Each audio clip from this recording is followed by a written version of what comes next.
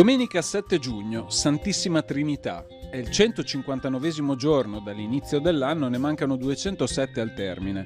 Il sole sorge alle 5:23 e tramonta alle 20:57. La luna si leva alle 23:02 e tramonta alle 6:37.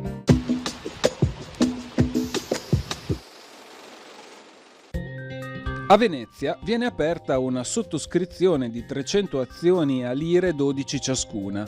La somma servirà a far coniare una medaglia commemorativa dell'inaugurazione del monumento a Tiziano Vecellio, eretto nella Basilica dei Frari a cura di Pietro e Luigi Zandomeneghi.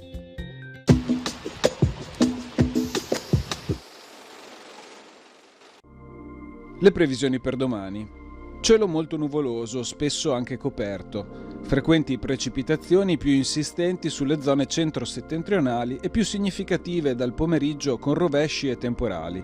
Le temperature minime non varieranno molto, quelle massime subiranno un calo soprattutto in pianura.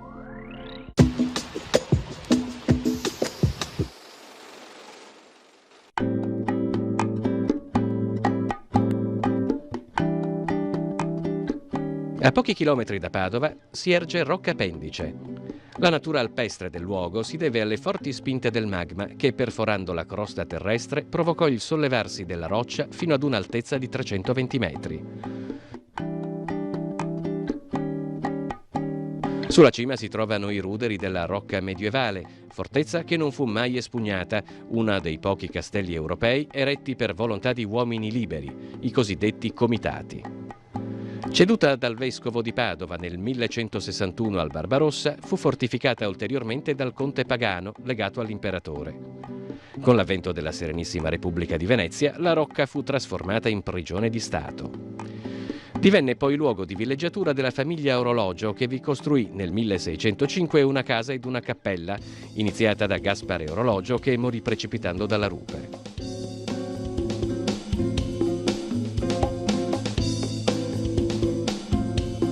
Ad oggi è famosa anche come palestra di roccia, unica nel suo genere in quanto di origine vulcanica. La roccia è trachite e non calcare, permette un'arrampicata basata più sulla tecnica che sulla forza. L'altezza delle vie varia da un minimo di 15 metri ad un massimo di 200.